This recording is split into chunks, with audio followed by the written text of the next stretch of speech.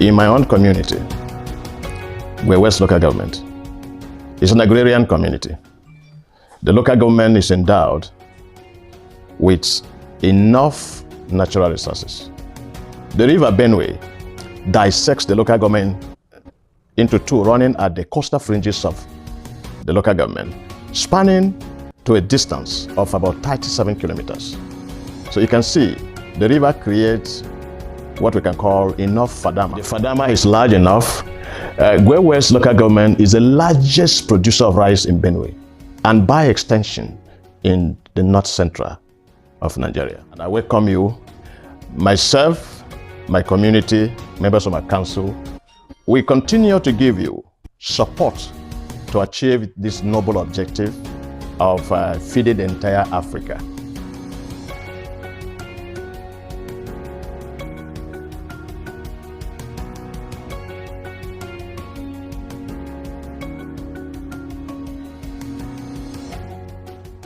Shit Africa. Va insister c'est wasi vena avec pas avec kimbise. So c'est ça. C'est avec pas avec kimbise cha peut me tracer facho. Wasi na euro ase andan waso tuana kwa ya. Job opportunities where they can work and live. Shit Africa.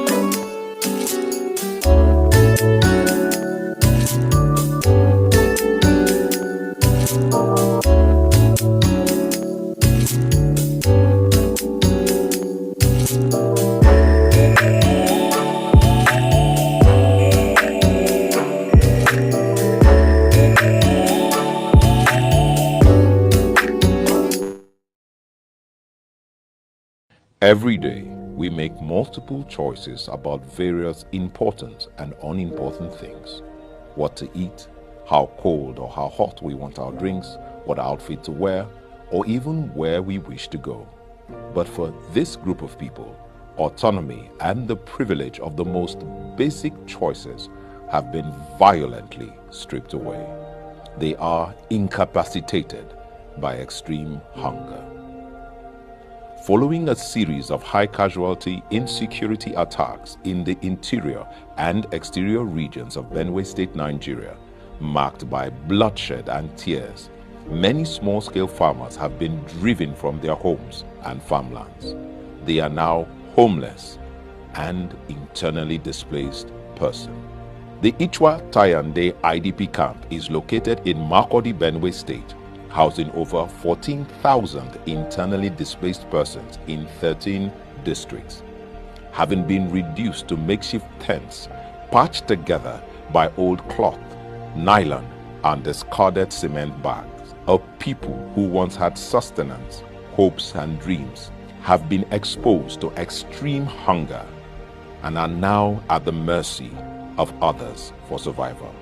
Basic sanitary and health facilities in the IDP camp has been stretched beyond their limits due to the bursting population.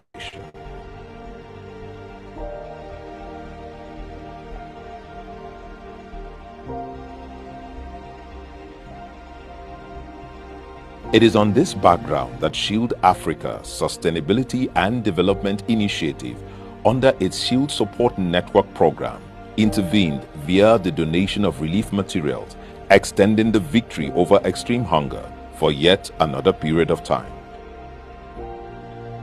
This intervention goes beyond putting food on the table. It is the rekindling of the ability of the internally displaced individual to think beyond the confines of their daily bread.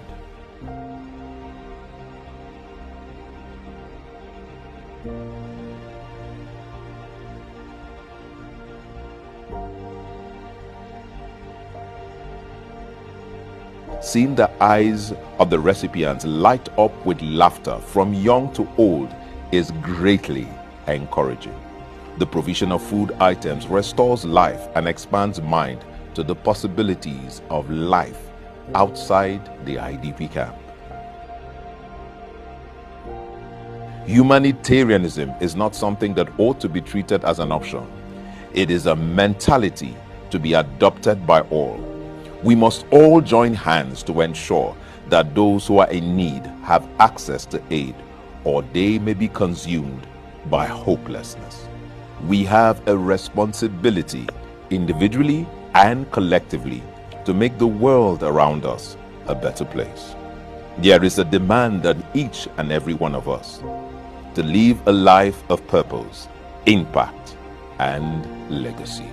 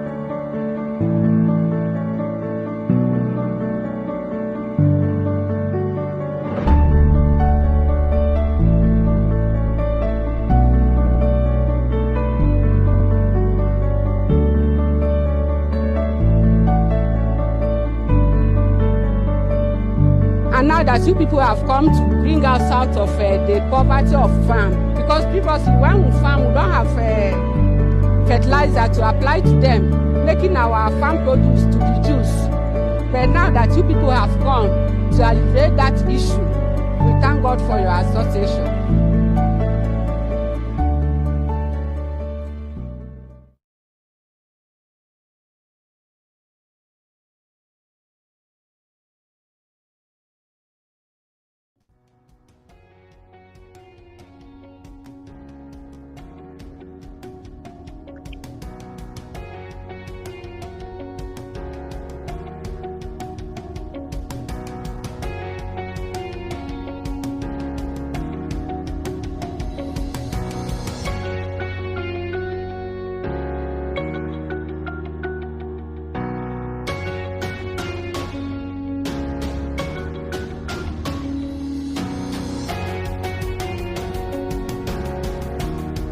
In my own community, We're West Local Government, is an agrarian community.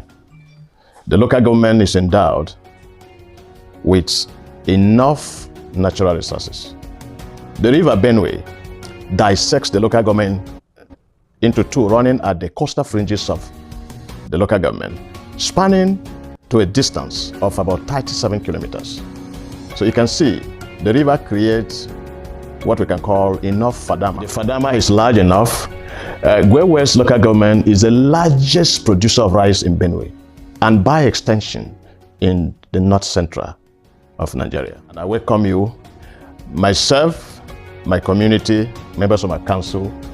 We continue to give you support to achieve this noble objective of feeding the entire Africa.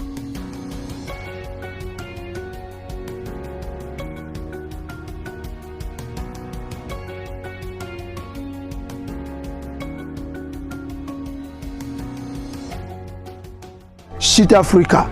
On va insister, c'est wasi vena avec pas avec qui c'est ça. C'est avec pas avec qui c'est ça.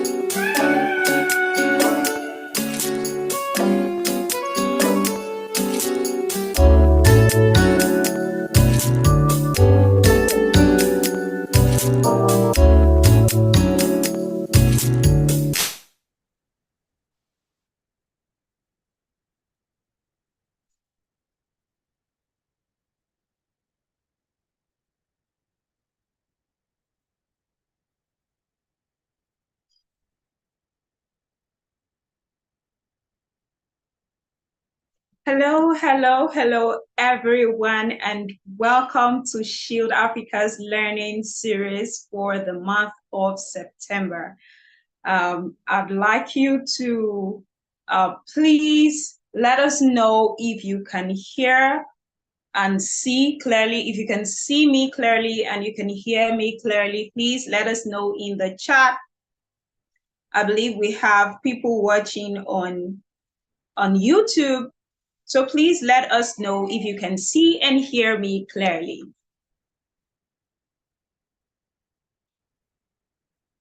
Waiting for your comments. I'm looking out for your comments. Do let me know. Do let us know if you can hear and see me clearly.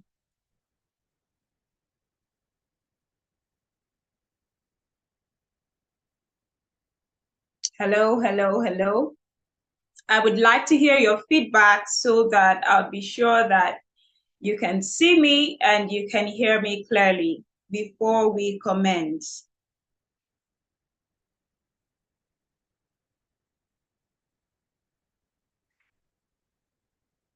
Awesome, awesome. I've gotten one response and I know that that is good enough.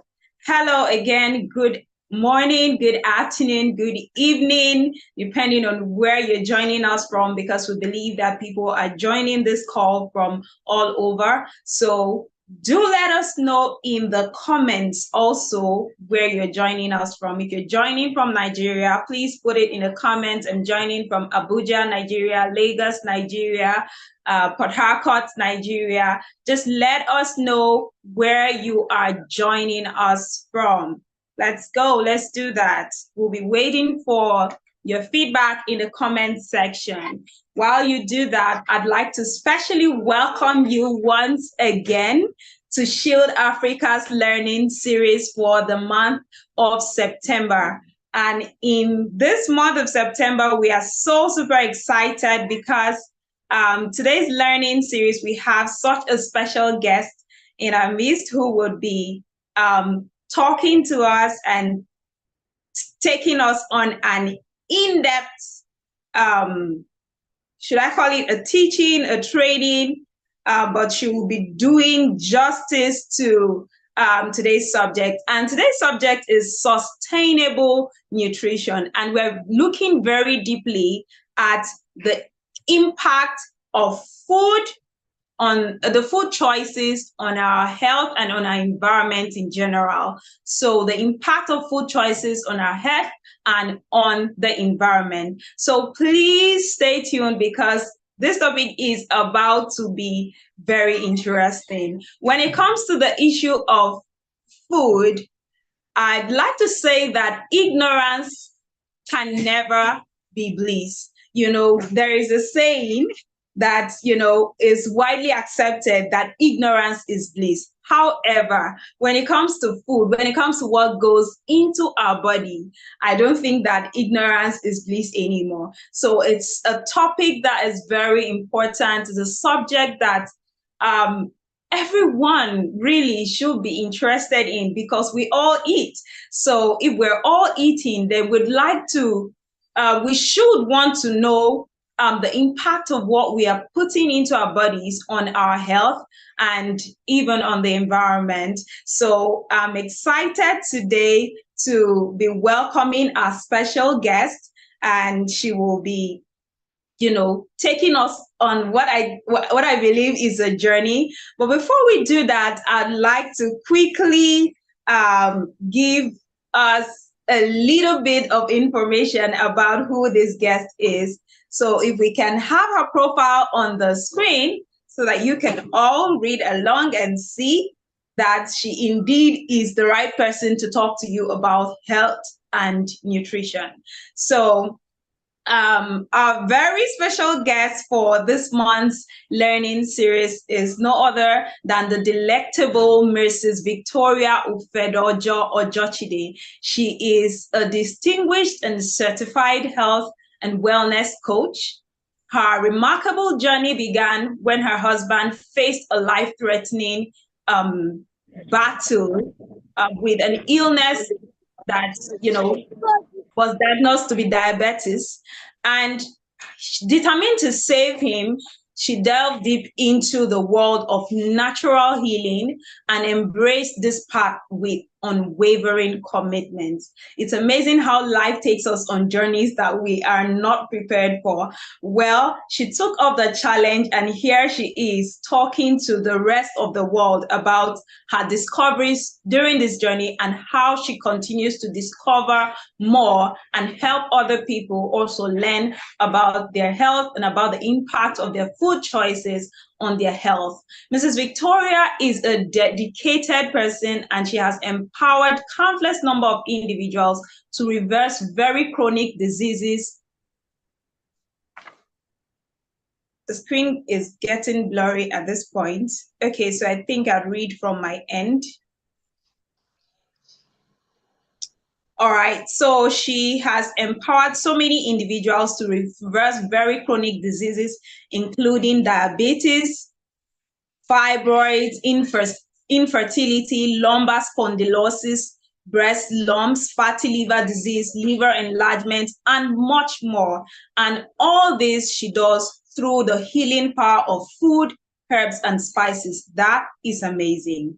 And she is here today. She's the CEO of Vikinat Wellness Place, where she guides individuals through achieving their health and wellness goals through one-on-one coaching, group coaching, providing meal plans, fitness plans, and other wellness products like spices, drinks, salad bowls, healing herbs, and the rest of them. She is also a devoted wife to a pastor, and together they are blessed with 5 wonderful children.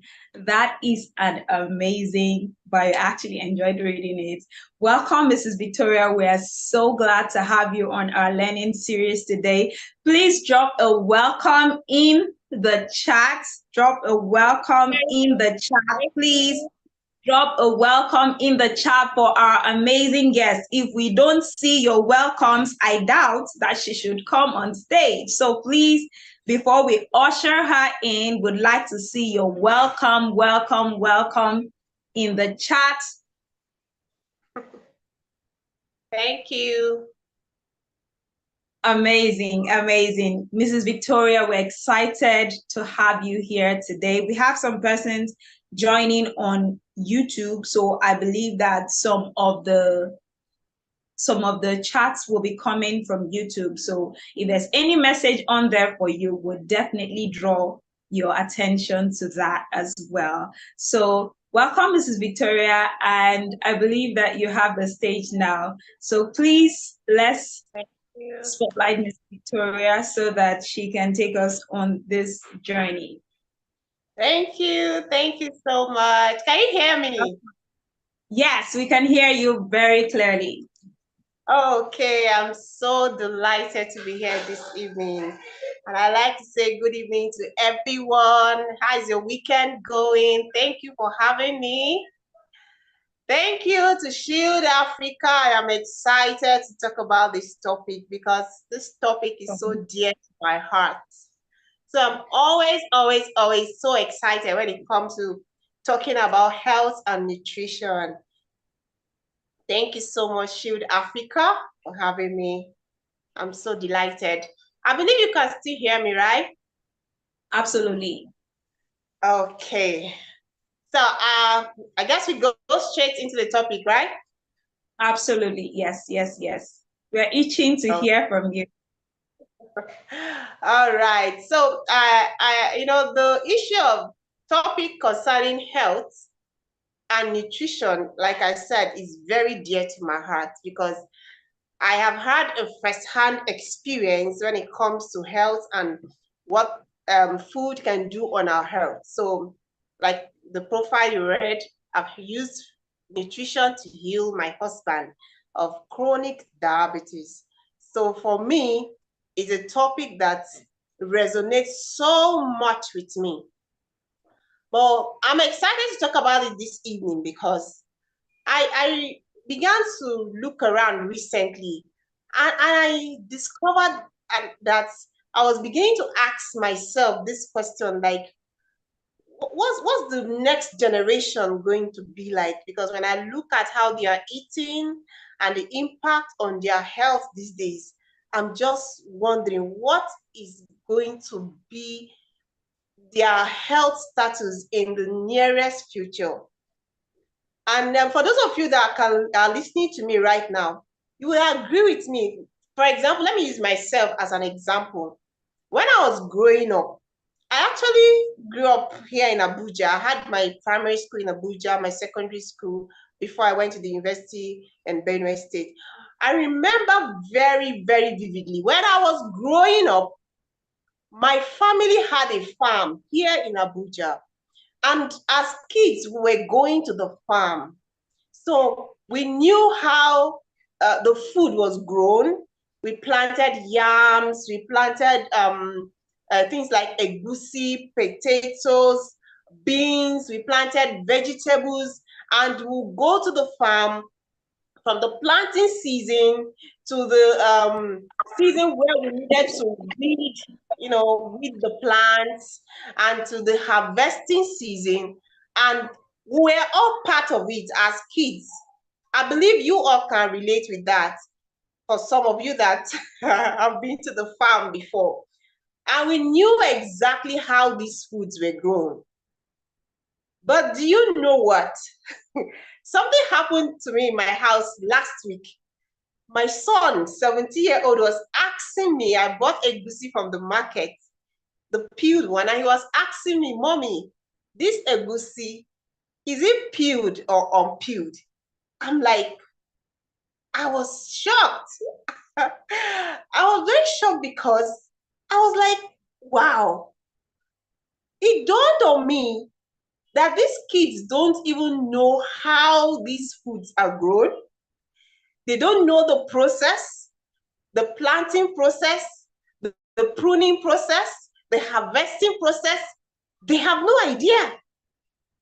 But guess what? They are eating the food that they have no idea where it's coming from. They have no idea how it's being planted. They have no idea how it's being harvested, how it's being prepared before it gets into the kitchen. And I'm like, wow, what is the future of a sustainable nutrition for the next generation? And this question is one that we all must ponder on tonight. I'm telling you, if you don't get anything from this seminar, ponder on this question. What is the future for our children, for the next generation? Because believe me, very, very soon, we all will be gone. And the stage will be left for them. What are they going to do? Now, most of them believe that the food comes from the supermarket.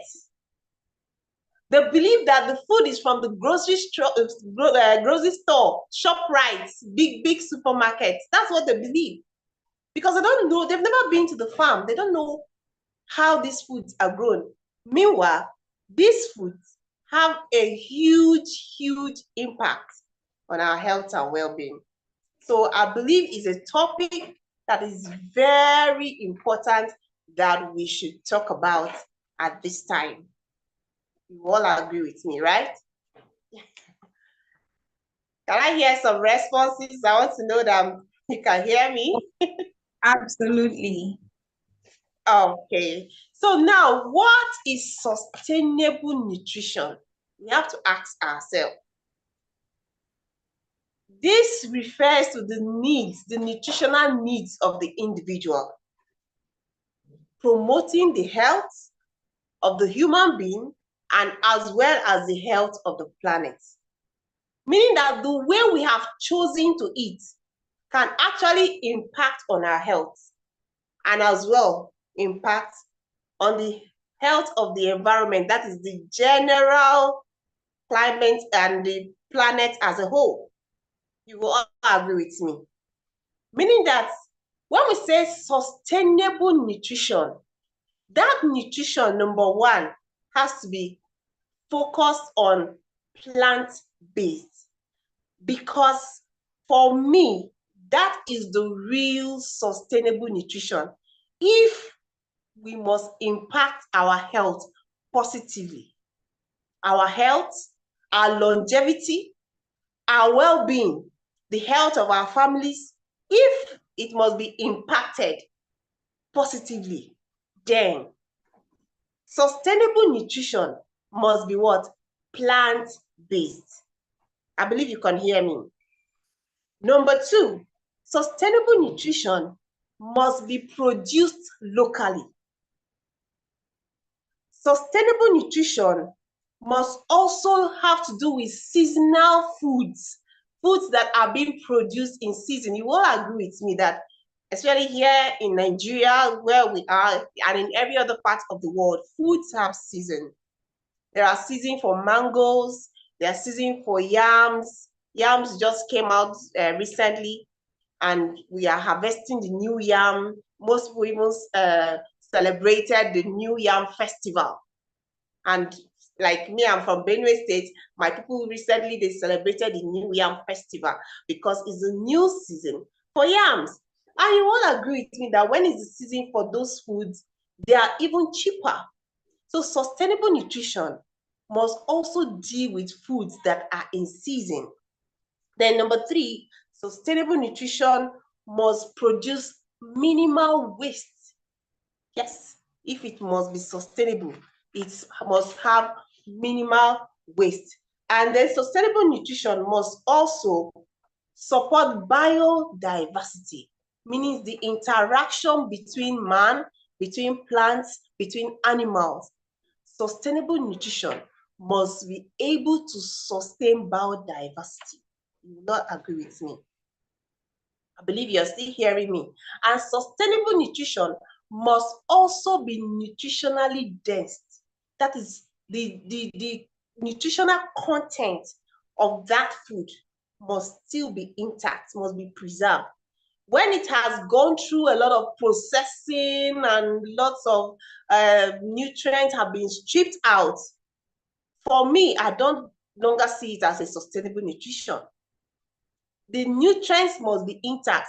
And at the time when the nutrients are still intact, it is when it is being harvested from the farm, transported to the market, and the consumers get direct access to it through the farmers, through the local farmers.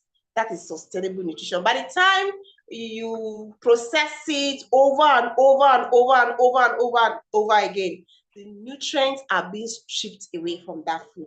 And when we eat such food, that kind of food cannot give us the needed nutrients that our body needs for health and vitality. Now we're going to look at what are the impacts of food choices on our health. Like my sister has read it in my profile in 2017 up till 2021. My husband suffered a chronic illness, very chronic diabetes. And I was just watching him going, like his health was deteriorating every single day. And guess what? He was on medication, but he kept deteriorating. And I started wondering, what's going on? What's going on?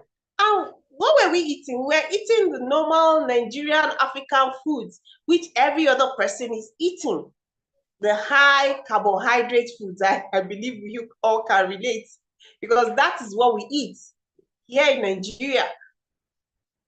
Rice, beans, yams, potatoes, swallows, and all these swallows we're talking about has to do with carbohydrates that have been processed into different ways of swallow, amala, corn food, cassava flour, and all of that, and aku, yes, that's what we eat. Then we change the soup and we think that, oh, we are having a balanced diet. No, that's the same thing I and my family were eating, yet my husband came down with chronic diabetes. And for a while, I didn't know what was going on, but I discovered that I had to make research. I had to really know what is going on. What is that thing that is causing this diabetes to be chronic, and he's taking the medication, yet he's not getting any better. So what did I do? I had to change. The family diet. Can you hear me?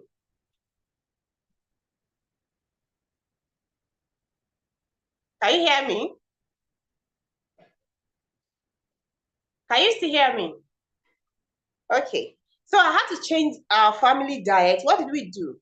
We changed to a more plant-based diet, and we started focusing more on fruits, vegetables, legumes, seeds, and nuts.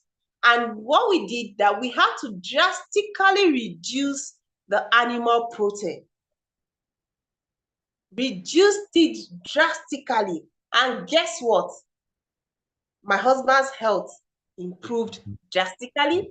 And not only that, the health of the entire family also improved drastically. And at the end of the day, when I saw how my husband's health improved, the family health improved. And he was off his medication from 2021 up till date. He's still off his medication. That was why I started the Vikinaut Wellness Space. And I started experimenting on other people. I started wondering, this change that we did, if every other person can change, what will be the impact on their health? So when people complain to me, oh, I'm having this problem, I'm having this health challenge, okay, I started giving them recipes, started giving them meal plan, I started helping them, telling them what to do. And when they did those things, their health drastically improved. In fact, some people in less than 10 days, their health started improving. Some people, depending on the how challenging that health challenge is, some people in 30 days, their health was improving. And I was like, wow, I was amazed. And I tell you what, even you that are listening to me today, it doesn't matter the health challenge that you're facing right now, or you know a loved one who is facing any health challenge anywhere. If only they can change their diet, they can change their lifestyle practices and be more maybe from a sedentary lifestyle to a more active lifestyle. They'll just make little changes. Some people think that when we ask them to make those changes, they think, oh, it's too hard, it's too difficult, it's too drastic, and they just feel overwhelmed. No, you don't have to feel overwhelmed. It's not even challenging at all. Just make those little changes.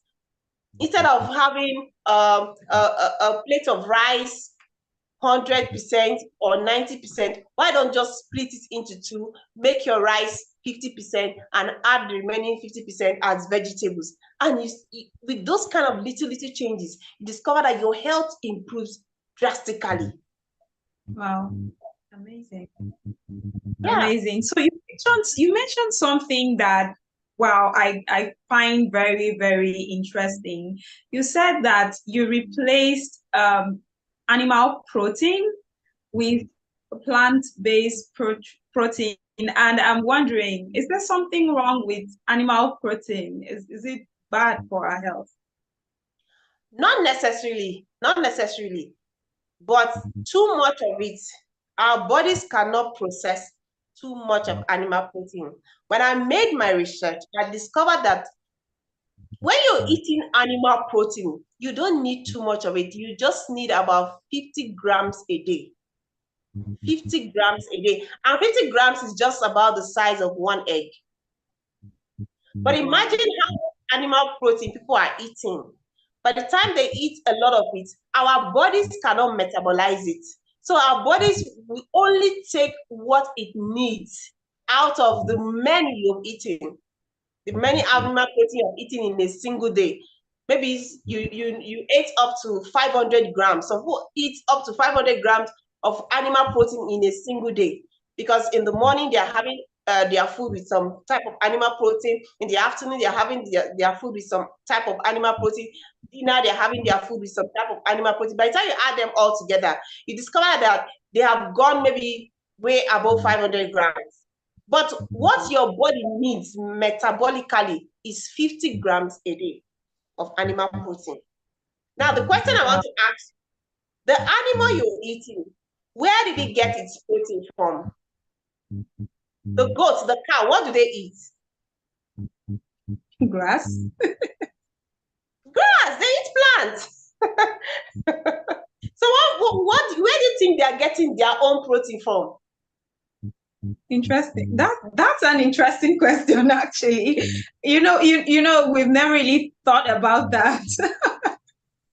But the truth is, what is happening to us is that we are actually depending on a secondary protein source, because the animal protein is a secondary protein source, meaning that we can actually get our protein directly from the plants too. Wow. Especially in the dark leafy greens. I've come across a lot of people who feel like they don't need greens. Some people don't even like greens. Some people say, "Oh, I don't just like vegetables." But the truth is, that is where you will get your protein from, your plant-based protein. That is where you will get it from. I'm actually taken aback right now because I'm hearing leafy greens and I'm hearing protein. Before now, I didn't think that those two can go in the same sentence, in the sense that right from childhood, when we're taught about proteins, you'd hear meat, fish, egg, and all that. So, or at most beans. All right. So hearing proteins from leafy greens is actually new. So please tell us more about that. Yes, you can get your protein from leafy greens, dark leafy greens. You will agree with me that there are some greens that are very dark in color and green. Let me tell you something. The green in plants has the same component as the human blood. Let me ask you a question. When you go to the hospital and they are telling you that you need blood, what do they ask you to eat? Green vegetables, most likely. Yeah, green vegetables. In fact, some doctors will categorically tell you that you should juice ugu and drink. Yes. Why is that so? Because there's a lot of nutrients inside them. There's a lot of nutrients. They can do amazing things for your body. It can boost your immune system. They can, in fact, upgrade your blood level like in minutes. I've seen miracles with greens, my dearly beloved people. I've seen miracles.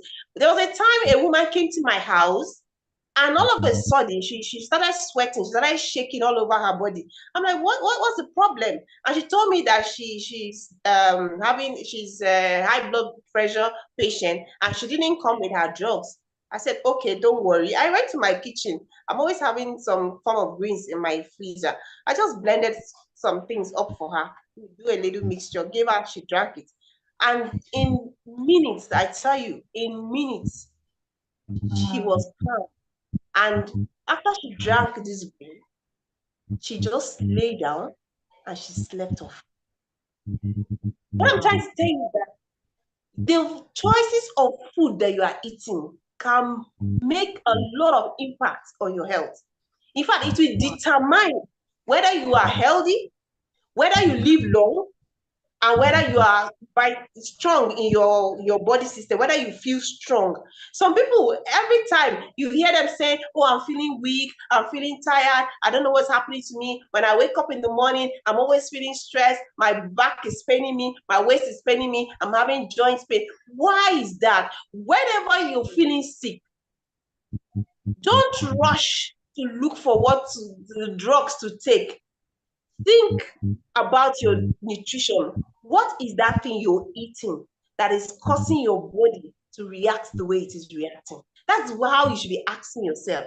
When you find yourself feeling sick, feeling low, what you should do is that you should know that at that time, your body is nutritionally deficit.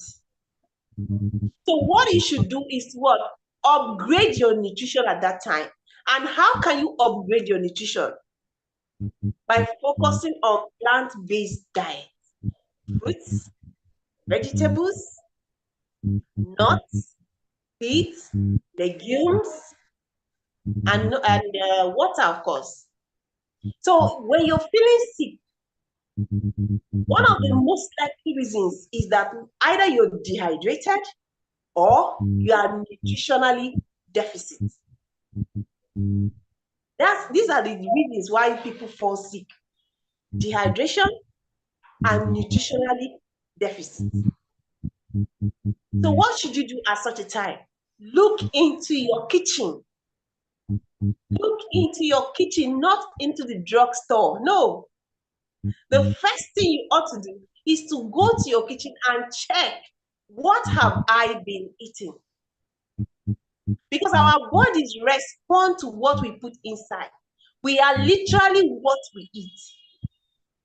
Garbage in, garbage out. If you're eating the wrong kind of food, processed food, high refined sugars, and you're just eating them every day, you're eating a lot of carbohydrates, you don't balance it up with vegetables, your body is not going to respond the way that it ought to respond. You're going to be feeling sick, feeling tired, feeling lethargic. That energetic prowess that you're supposed to portray in your body, you're not going to feel it. But the moment you start to change your diet, start to rehydrate your body, start to give your body nutrient-dense foods. Let me tell you something. Every nutrient that you need to sustain your body, they are in plants and vegetables. They are in plants, fruits and vegetables, all form of plants. So it's amazing. You just be treated like a side dish, not as the main. But most times, some people will take the animal protein as the main, and then most people don't even go for fruits and vegetables. I've interviewed a lot of people, and we ask them, how much fruits and vegetables do you eat? They'll say, oh, not much. Once in a while, I eat a little here, a little there. They don't eat much. When you dig deep into the diet of people, you discover that most times it's more of carbohydrates, and they don't balance it up with fruits or vegetables. Even the people that seemingly feel like, oh, once in a while I eat fruits and vegetables, it's simply not enough. Not enough. Wow. So we all need to up our game. We need to up our game, because the food choices that we are making today is making a huge impact on our health, whether we know it or not, whether we like it or we don't like it, is making a huge impact. It's going to determine whether you're going to be sick or healthy. In fact, if I see people, if I see you and I watch you the way you're eating, like right now, I can tell you that, oh, in the next nearest future, you're going to come down with a disease. I can predict. And what happened? Okay, yeah, please. I mean, and the thing is, we are now passing this culture to our children, such that our children now are feeding more on junk food. They like more of junk food, processed foods that are bought from the supermarket with all the sugars, the sodas, and all the processed things, unnatural things, which are not plant-based. When we feed our children like that, we are calling for a big time trouble, because in the nearest future, they are going to come down with a disease. Why do you think that we have children nowadays that are having diabetes, juvenile diabetes, young children? I've seen a child 13 who had diabetes. I've seen a child 16 who had diabetes. I've seen someone 19 years old, he had high blood pressure. Why do you think is the reason? It's the food choices. Meanwhile, in the days of our parents, it wasn't like that. When we were growing up, it wasn't like that, because we were eating more of natural food. Our parents were eating more of natural food. They were growing their own food. They were working. But even if they had the carbohydrate. They were burning it out, but we don't burn it out. We eat a bowl of pounded yam. We come and sit in front of the television and we are watching TV. We are playing the video game. We don't go out to take a walk. Most people go to the office. They sit down for a long time. There's no energy expenditure, and so all these foods we eat just go and sit there in the system, and then we are wondering why we are coming down with all the chronic diseases. Wanted to say something the other time. Yes. So I was going to say that, it's so bad that this is where we are as a people. And I believe that it's a global problem, really, the issue of eating highly processed foods and people having nutrition deficits. I think that it's really a global problem. And I think that in Africa particularly, we've gotten to a place where we're even practically being handed down things that are even produced and processed from other countries, spending weeks and months in the high sea before it even gets to us. So we literally don't even know what we put in our bodies. And, you know, in a fast-paced world like ours, where the average African is waking up in the morning, heading out to work, trying to fix something quick for the family, for the children, and just trying to get by, you know, every day. How practical is it to switch from a heavy dependence on carbs and animal proteins to essentially a plant-based diet? How practical is that? It is very practical, my dearly beloved sister, very practical.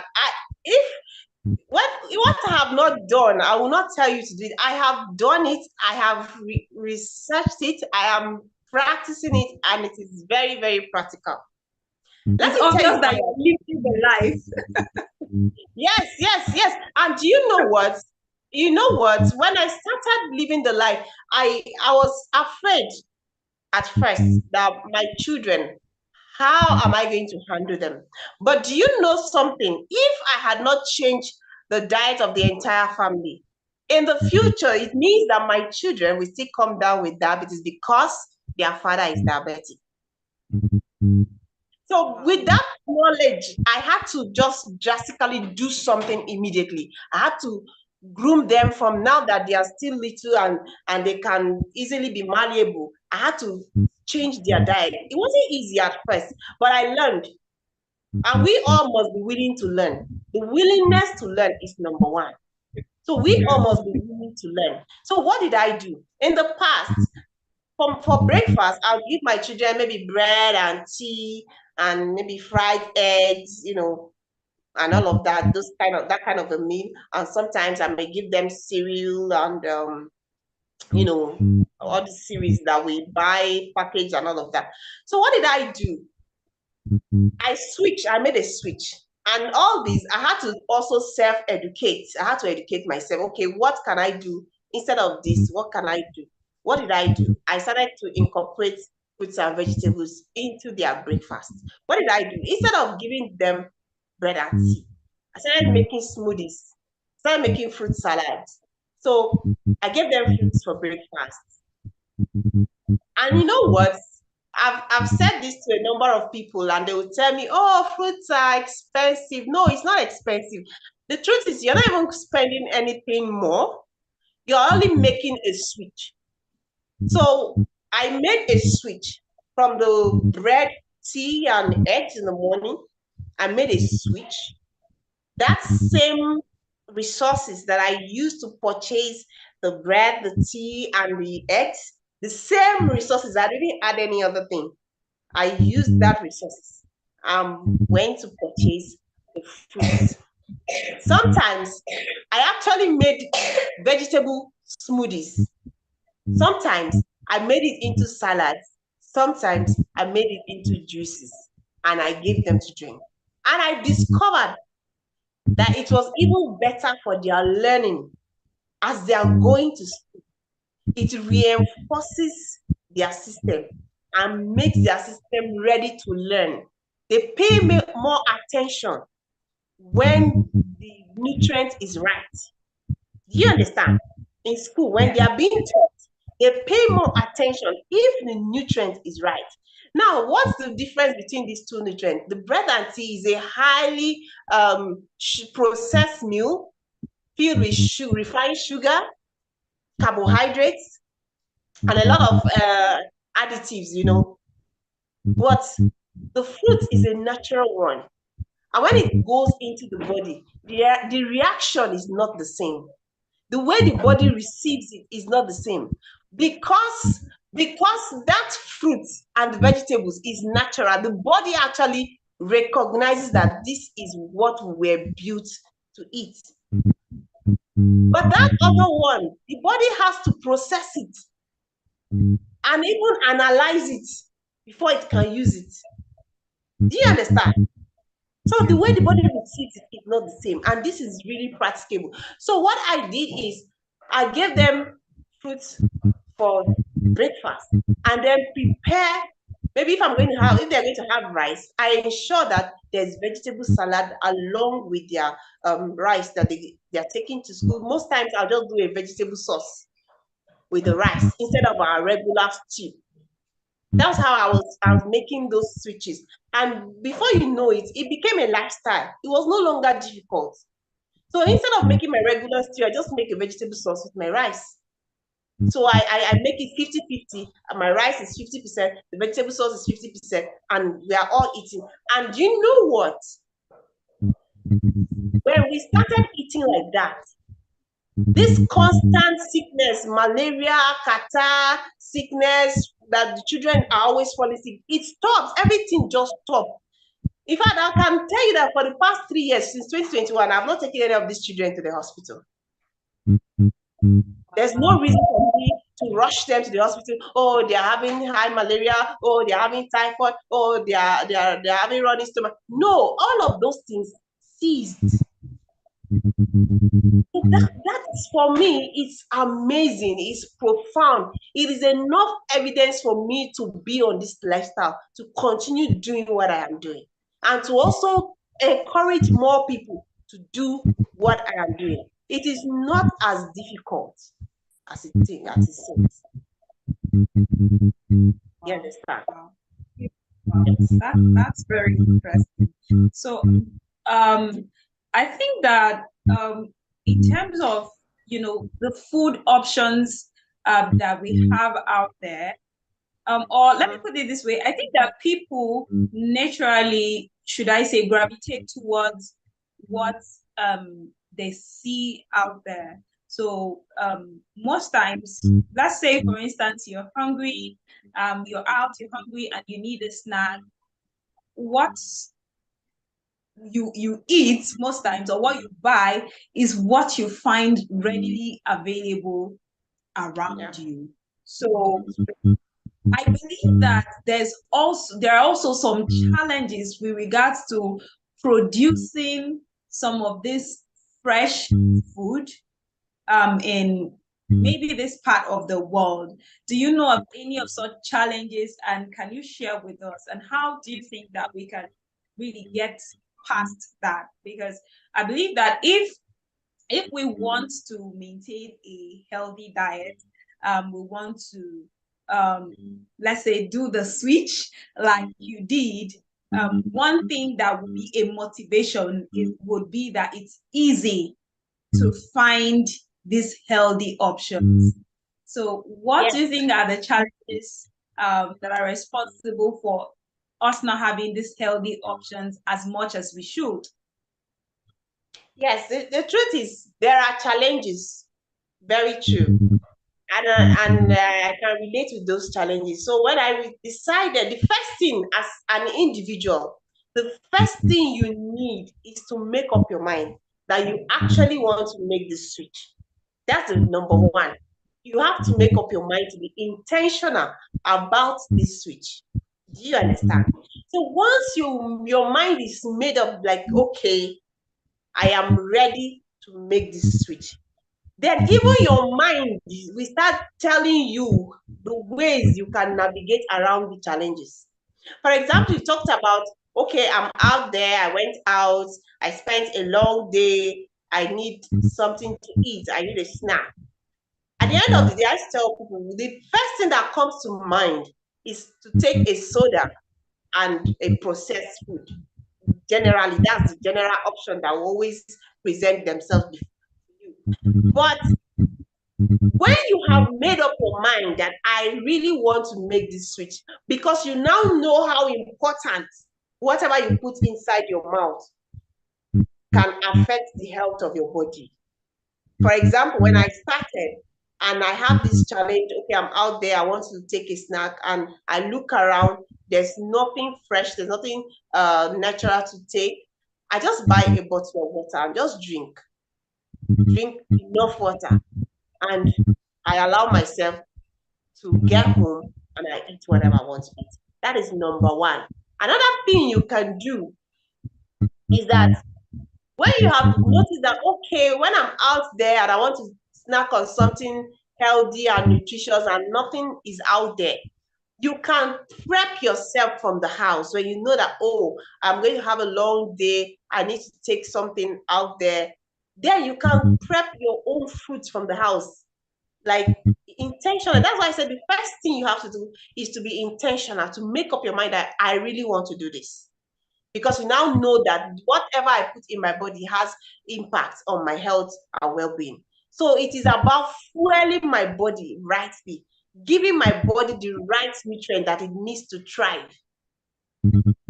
So with that in mind, I make that switch. When I'm going out, I know that, oh, I'm going to have a long day. I can just make a smoothie and put in my bag. I can make a juice and put in my bag.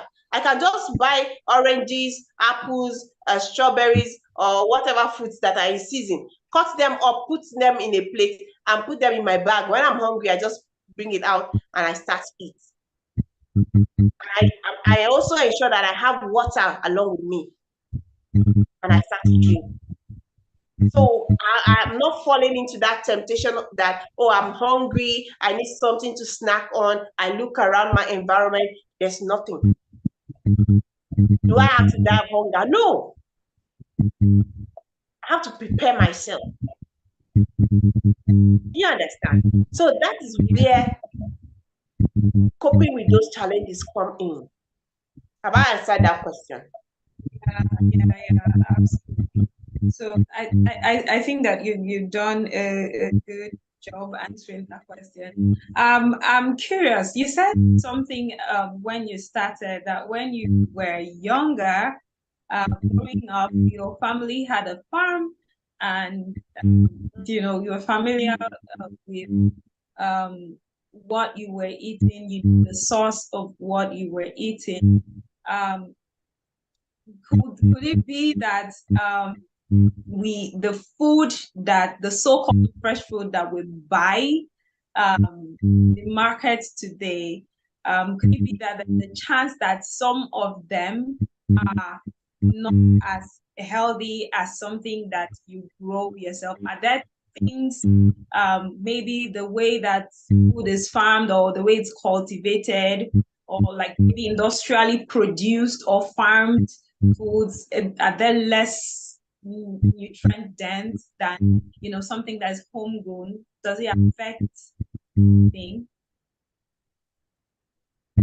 Yeah, it's possible. It's possible. But I can also tell you confidently that in Nigeria, at least, we still have good food. We still have organic food. At least we don't have a lot of infiltration of what they call those GMO foods yet, even though there are some of them, but it's not so rampant yet. In fact, here I stay in Abuja, in my local market here in Abuja, when you go to the market, in fact, the vegetable sellers, they will tell you, we see two types of vegetables. They will tell you that this one is organically grown, while this one is grown with some form of fertilizer. And you will see the difference in the vegetables. You see the ones that are organically grown, they are fresh, their nutrient dense, maybe they are greener, and then you discover that the other ones are so plumpy and big and massive and all of that. So you see the difference. But the truth is, the fertilizers were only used to aid the crops to yield more. You understand? So it is still okay if you are even seeing those ones to eat. But the ones that are very bad for our health are those genetically modified. Maybe those ones that were manufactured in the factory, they did not grow from the earth. I learned that there are some plants these days, they manufacture them in the factory. Those are the ones that are imported into the country. But the ones that our local farmers are still farming by themselves, they are okay for our consumption. But the problem we are even having now is that most of us are not even eating enough of the plant-based food. That is the fruits, the vegetables, the nuts, the seeds, and the legumes. Many of us are still stuck in the high carbohydrate diet. That's what's happening to us, and that is why our health is deteriorating faster. And many people are also gravitating towards the highly processed foods, the junk foods that are highly processed with refined sugars and added additives, lots of preservatives. Those other foods too, they are the ones causing our problems. It's not even the ones that are locally grown. So this is where we are having problems as a people. But if more people can gravitate towards, like I said, making a switch, instead of having your plate of rice full with 100% rice and just the normal regular tomato stew, why don't you make a vegetable sauce?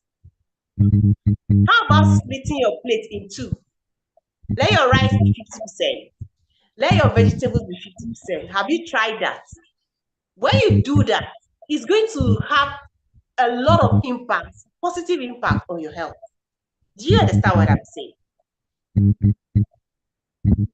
Absolutely. So I think for some people, one of the major challenges is the fact that if I want to eat fresh food, I have to keep cooking. You know, that's the thought that, okay, to eat fresh food, that means I can't just whip something, you know, and just start eating. I have to prepare it, or I have to go to the market.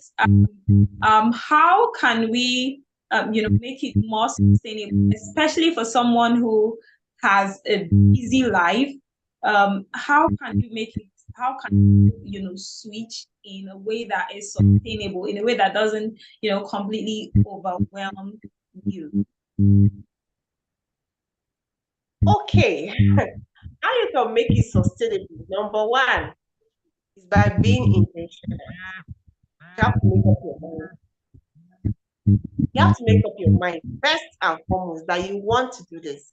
Because if you're feeling overwhelmed, that you're feeling now is too cumbersome, then your mind is going to just be closed to all the possibilities. But the moment you say, okay, I am going to do this because I know that it has a lot of positive impact on my health. What I eat determines whether I am healthy or I'm sick. Then it will tell you to make that choice, to say, I want to do this. I want to be intentional about my food choices. And the moment you make up your mind, then your mind even will open up and start giving you suggestions and ideas on how you can go about it. For example, myself, when I made up my mind that I'm going to do this, and I'm going to do it not just for my husband, not just for myself, but for the entire family. I had to make little changes every day. We're not saying you should just change all of a sudden once and for all. No, you have to make gradual changes, little by little. Take it one step at a time, little by little, little by little. The first thing I did, I started, like I said, I changed the breakfast options. That was the first thing I did. And after some time, I started eliminating some of those processed food, very highly processed food that are not natural, that were not grown from the earth. I started eliminating them little by little. It was not a once and for all switch. No, it was a gradual change.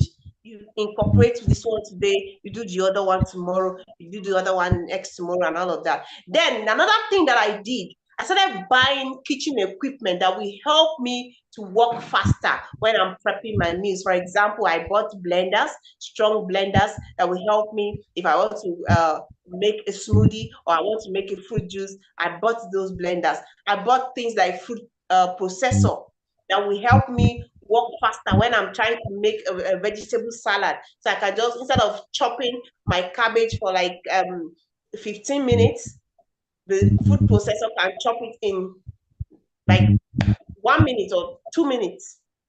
And that saves my time. So I started making these little changes. It wasn't once and for all, like I said, it was a gradual process. I started taking it one at a time, one at a time. And then I also discovered that, okay, since I'm using a lot of vegetables, I started buying vegetables in bulk. Sometimes I will freeze them and then use them when I wanted to make my meals. Sometimes I use them when I want to make the smoothies, so that I'm not always prepping vegetables all the time. But as time goes on, it became second nature. I was no longer struggling with it. It has now become a lifestyle. And once you get to that stage where it is now a lifestyle, you no longer struggle with it. You get it.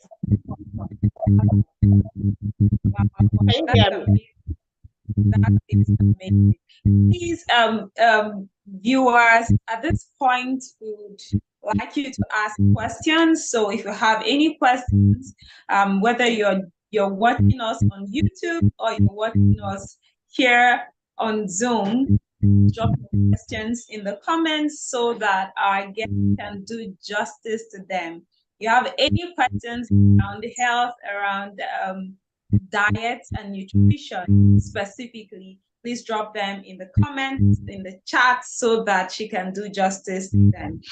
While we're waiting for those questions, we've talked about the impact of our food choices on ourselves, on our bodies. Let's talk about the impact of food choices on the environment. Is there a way that the food we choose to eat affects our environment? Of course, yes.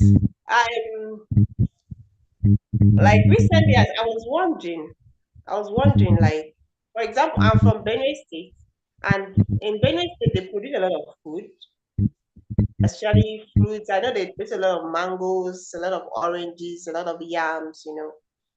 And sometimes when I travel to Benue State and I'm coming back, you know, traveling on the road, I see a lot of food wasted, especially when it is the season of that particular food.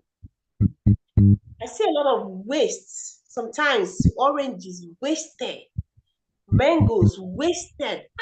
And at that point, I'm thinking like, why all this waste?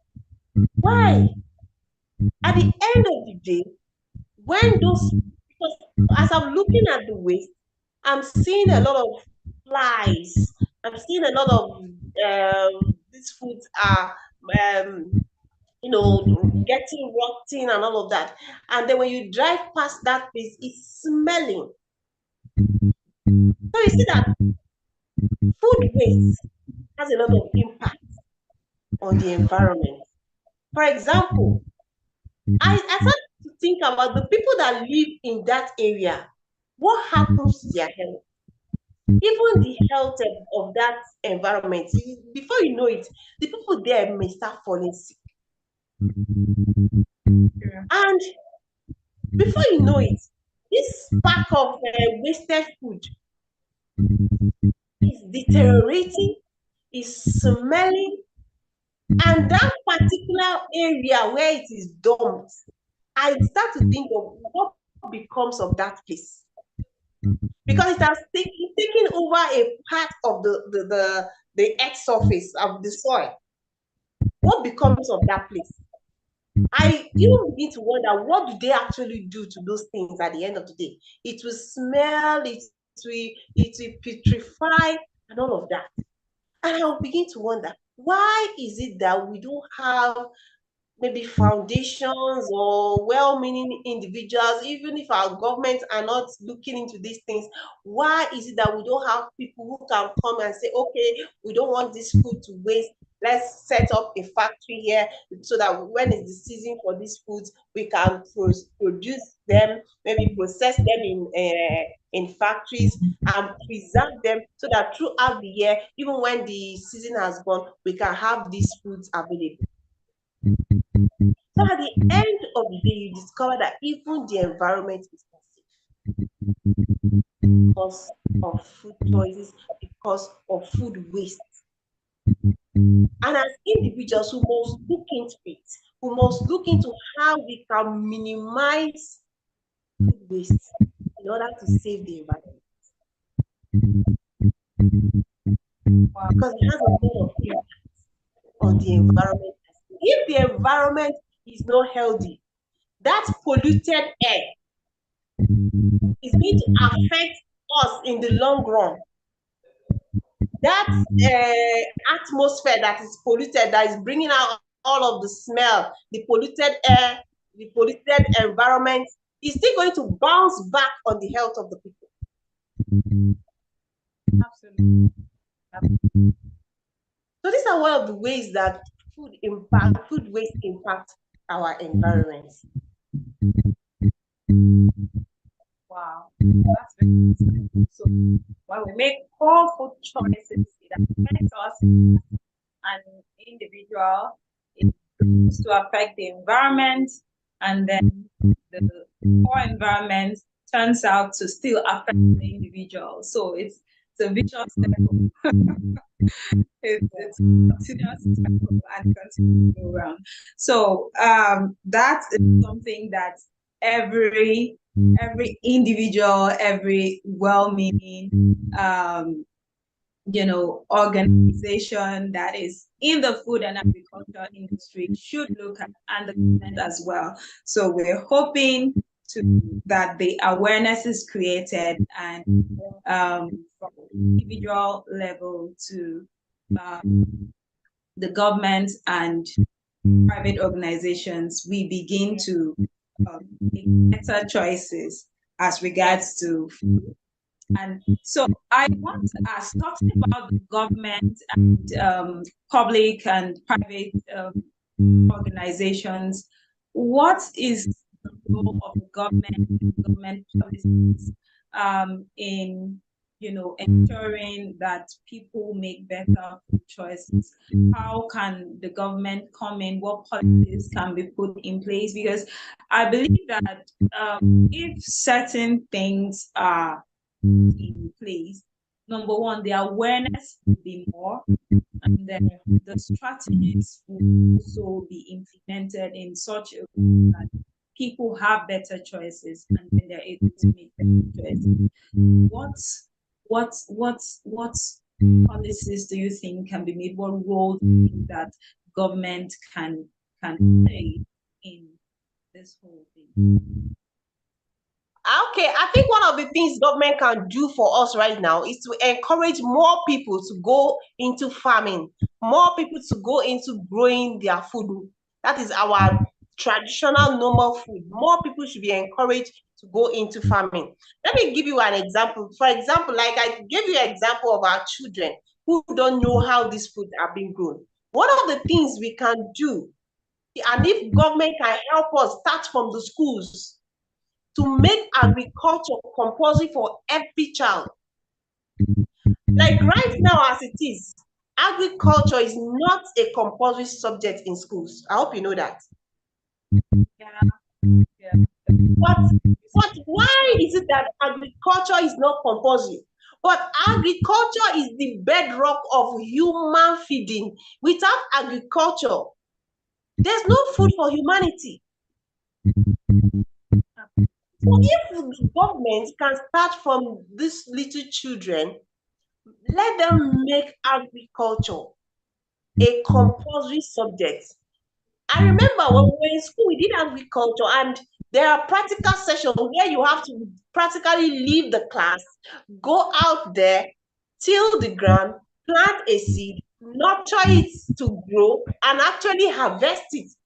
So if the government can make that policy and say, oh, every child must take agriculture as a subject in school, at least in the elementary school and the secondary school, at least, so that they have this basic knowledge of how our food is grown, how the ground can be tilled, how the seed can be imputed into the earth and nurture it to maturity and actually harvest it themselves.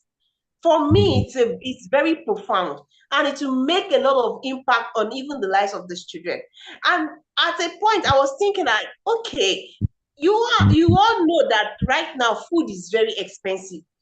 If more people are going into farming, I think it will reduce that burden, because the reason now why food is more expensive is because there are fewer people growing food and a larger number of the population are depending on the fewer people that are growing the food, meaning that the food is not going round.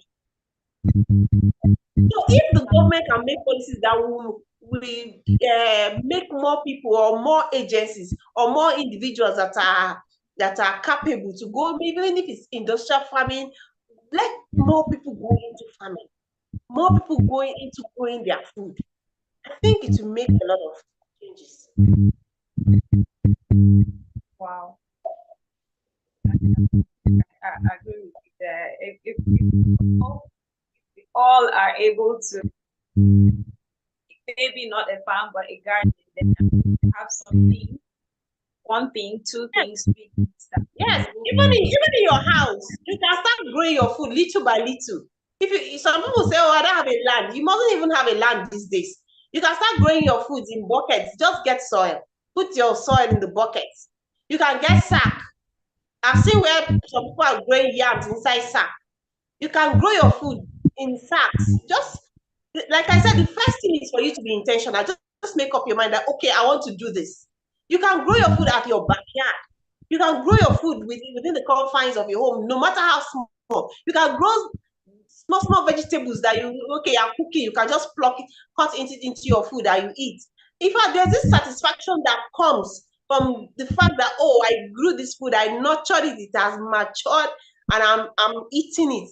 There's a deep sense of gratitude and satisfaction that comes with even that alone. You can grow peppers, you can grow little things like vegetables, ginger, tomatoes in buckets, in sacks. You can grow yam in sacks.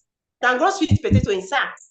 So even the idea of, oh, I don't have land to farm, oh, I must get a land. No, you don't even need the land. You only need the soil.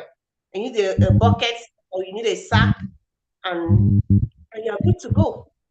You may not be able to grow it on a larger scale, but at least, no matter how small, start somewhere. That is very encouraging, because before now, when you think about or growing your own food, first thing is, I have land anywhere where I don't have space to garden or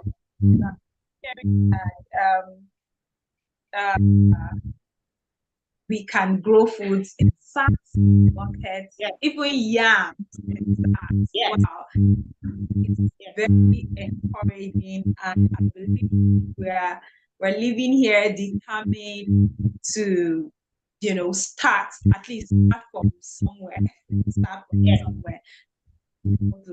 All right. So as we wrap up, I just want you to give us the final word. What's are the key takeaways that you want everyone on this call to live with? Okay. One thing I want everyone to know today is that sustainable nutrition is, number one, is a personal choice. Number two is a collective effort, such that we all have to come together. For example, those of us that have attended today's seminar must go home with a resolve that I am going to start doing something, no matter how small. Don't feel that, oh, it's too overwhelming, oh, I can't do this. No, start doing something small. Little changes can make huge impact on your health and even the health of the environment, the health of your family. And you know what? You need your body, this body, you need it to do whatever other things that you need to do in life. You need your body to fulfill your purpose here on earth. And you must make a choice, a resolve that I am going to feed my body right. Not just anything you see, so I just want to fill my stomach. No, your purpose is to fuel your body right, to feed your body so that it can thrive. Because you now know that whatever you put inside your mouth, whatever you put inside your body is going to eventually have an impact on your health, whether positively or negatively. And those of you that have families, like women, for example, we have a lot of major role to play in sustaining the health and food choices of our family. Because whatever we are feeding our families with today is going to eventually have an impact on their health, positively or negatively. So we have to make up our mind. We have to be intentional. We have to come to that point where we'll make this resolve and say, okay, I am going to be intentional. I am going to make the needed choices, no matter how small. I'm going to start from somewhere. And I'm going to try, to make the needed changes that will put myself and my family's health in a positive way, not the other way around. And we have to start by reducing the highly processed foods, the refined sugars, all the sodas and the non-natural food. We start eliminating them one by one to their barest minimum. And then we start including more plant-based diets, leafy greens, fruits, vegetables, nuts, seeds, and of course, very important, water into our daily diet. So eating well is not a one-time thing, it's an everyday task. It's something we have to do every single day. And every one of us, thinking of the next generation too, we have to join our hands together to make this a possibility. Thank you.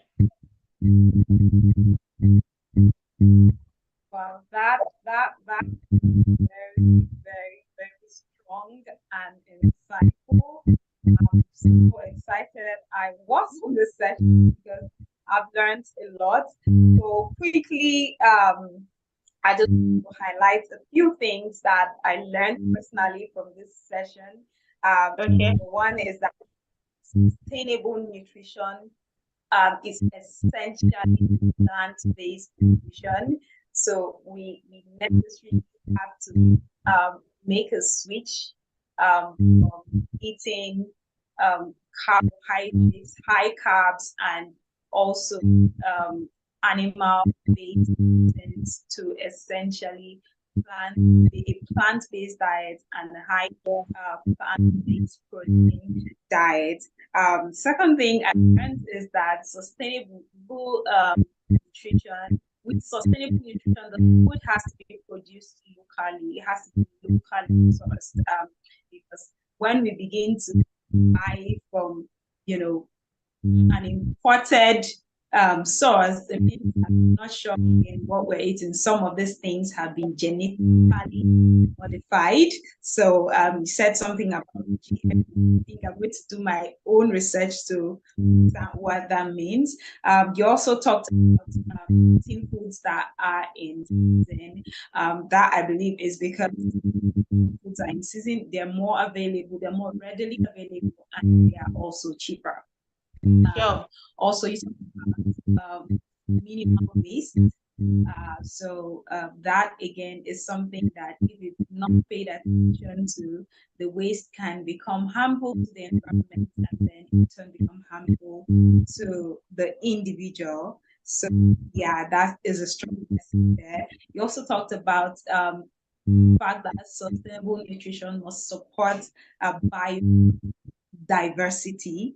And that's, I think the last one that sustainable nutrition must be nutrient. It shouldn't be something that is processed over and over until it's nutritional content or nutritional value. So those are some of my strongest some of my strongest take homes. And also I am personally taking the advice of starting gradually, beginning to place some things, especially trading soda for water and processed sugar, more natural sweeteners. Trading is the popular beverages, trading them for smoothies and juice. That is something I begin to do. And I also will begin to think about farming in terms of growing something in my backyard. So yes, this session was highly insightful and even instructive for me. And I really want to thank you on behalf of the entire Shield Africa team. We're so honored, so excited, and so thankful that you made our time out of schedule to be here today and pour out from the wealth of your knowledge and experience. And we want to say thank you. And we're looking forward to more opportunities where we can speak together, maybe webinar like this, or even in a physical meeting or something to talk more about these things. So thank you very much, Ma. Thank you so much. I really appreciate it. Thank you for having me. Thank you. You're welcome. All right, thank you, everyone. It was an insightful session, and we have come to the end of the Shield Africa Learning Series for the month of September. We're excited that you joined us, and we look forward to you joining us again next month, the month of October, if we'll be having one. Please do well to connect with our speaker. Her handle on Instagram is, please can you tell us your handle on Instagram so that Wellness Place, both on Instagram, Facebook, and YouTube. Okay, all right. So I know that you heard that. Please, search for her on Instagram, search for her on Facebook, and please connect with her to go more together and maybe to consult with her or have her train you or people that you want to train. Thank you so much, man. Thank you guys for joining us. What's another amazing, insightful edition of Africa's Daily. Thank you so much. Bye. Thank you. Thank you. You're welcome, man.